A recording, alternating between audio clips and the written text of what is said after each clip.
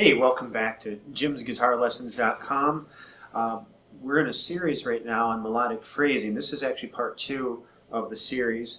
Part 1 we discussed playing over a G chord using G major scale, but focusing on chord notes from the G chord. And those chord notes are actually found in the G scale. Those are what we call our focus notes. Now, it's not to say you always have to focus or play chord notes or chord tones. There's times where you play what's called a lead-in tone or maybe a bridge tone. It bridges one chord tone to another. It's a non-chord tone. It's a note that's not actually found in the chord itself.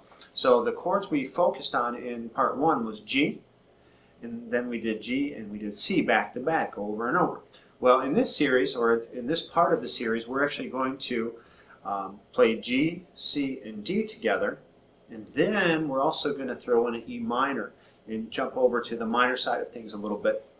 So let's start off with, again, we need to know our G major scale, just like in the first part of this series, part 1. The G major scale, again, is G, A, B, C, D, E, F sharp, G. Then we repeat it again, G, A, B, C, D, E, F sharp, G. Backwards. G major scale. We all know and love that one. The Do, Re, Mi scale. Okay, so the chord tones, again, that make up the G chord are G, B, and D. So when we're soloing or improvising or making a melody over a G chord, we should really focus on the G, B, and D as the notes we hold, the notes we express on, the notes that we vibrato, the notes that we might slide to. G note there over a G chord should fit pretty well. A B note is going to fit fantastic. A D note, and so on and so forth. We're going to get to some more advanced ways to do that down the road. Maybe some quicker ways to do it, but right now we're trying to be simplistic and we're trying to be melodic. That's our goal today on this part of the series. So again, today we're going to add in another chord or two. We're going to go G, C, and D this time. The chord tones from the G chord, again, are G, B, and D. The chord notes from the C chord are C, E, and G. C, E, and G. So C, E, G, C, E, G. They're all over the place. So when you get time, maybe you can even stop the video, you can get a piece of paper out, make a neck, and write in the C, E, and G notes across the neck so you can identify where they're at on your neck. Another way to do it is when you play your scales, you can say the notes to yourself. You might practice your scale patterns while saying the notes. G, A, B, C, D, E, F sharp, G, A, B, C, D, E, F sharp, G. Where's the C note found? Well, the C note is actually here, it's here, and it's here. 3 C's. Where's the G note? It's here, here, and here. And the E note is here. There's an E note here, and plenty of other E notes as well.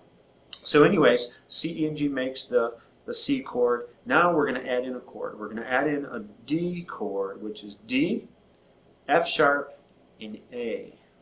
One more time. D, F sharp, and an A note.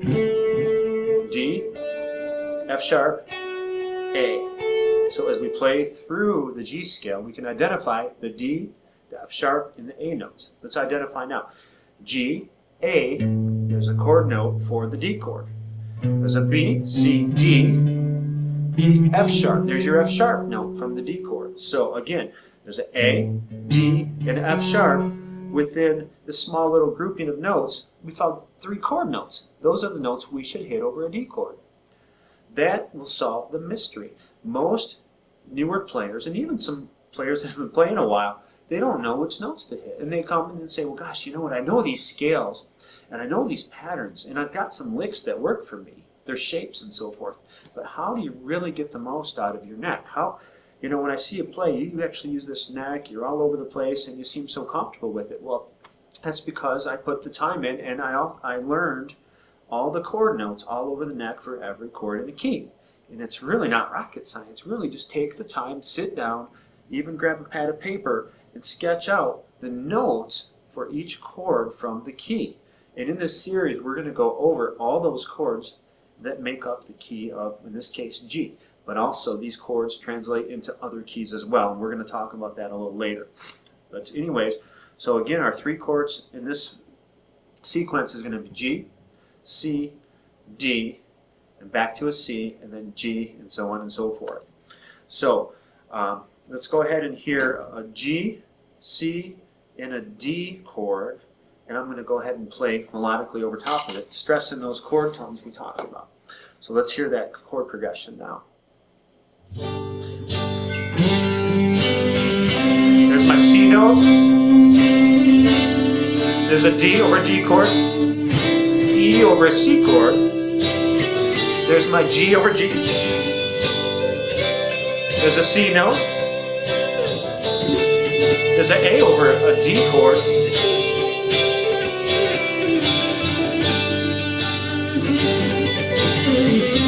There's a C. There's an A over a D chord.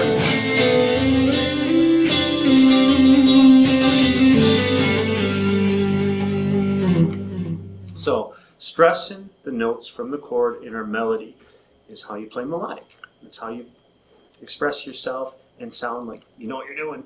So, anyways, now what I'd like to do is introduce to you another chord from the key of G. It's an E minor chord. The E minor chord is E is the 6th note of G. G, A, B, C, D, E. It's the 6th note. 1, 2, 3, 4, 5, 6. It's actually a minor chord, so if you were to play E minor, you're still in the key of G. So what we're going to do is we're going to lean toward the minor side of the key of G, which is starting on an E minor chord, and we're going to get that mysterious move going on here. It's E minor, and then we're going to go to a C chord, which I believe is a really nice progression. I really like it. It goes like this. E minor, C. That's all it is. Back to E minor again.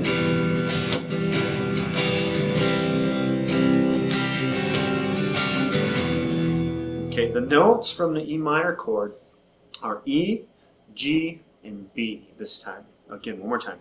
E, G, and B. So the focus notes, the notes I'm going to hold, the notes I'm going to let ring out, the notes I'm going to vibrato are E, G, and B when the E minor chord comes around. So just to show you how that translates to the actual pattern, the E, G, and B notes, there's a G here, it's part of the E minor chord, there's a B here, there's an E here, a G here, a B here, an E note right here, a G note right here, and a B note right there. So whenever I stop and I feel a note out on that chord, I'm going to probably play one of those notes, the E, G, or B, at different parts of the neck and different strings. So again, we're going to go E minor to C. We're going to focus on chord notes. We're going to take it nice and slow and very melodic. I'm going to go ahead and have E minor and C played for me so I can do a little solo. Here we go.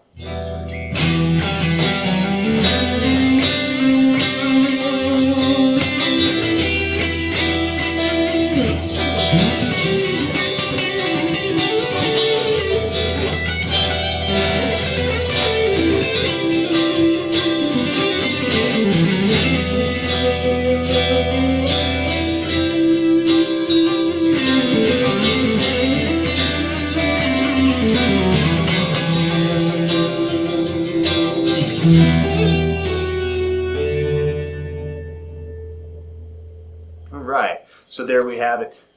Playing melodically, utilizing chord tones. Chord tones come from where? They come from major scales. Major scales are better known as modes. You probably read about them, you probably heard about them, maybe you know them a little bit, but it's time to dig in deeper than ever. Learn your modes, learn your scales very well. And when I say well, that's just not, hey, this is pattern 1. No. We have to know the notes that make these patterns up. G, A, B, C, D, E, F sharp, G, A, B, C, D, E, F sharp. Okay, play over G and C. Okay, how do I do that? Well, here's my scale. That's not what we want to do. We want to play notes that complement the chord. When we complement the chord, it takes our playing to another level. And that's what we want to accomplish. And that's what my desire is for you. And hopefully for me, I want to sound good too. But anyways, I hope you got something out of that. Part 3, we're going to introduce more chords. We're going to get a little bit more technical, and we're going to use more parts of the neck as well. So I hope you enjoyed this lesson. There's more to come. There's a lot more in this series, so I highly recommend that you go to part 3, 4, 5, and so on and so forth. We'll see you next time. Have a great day.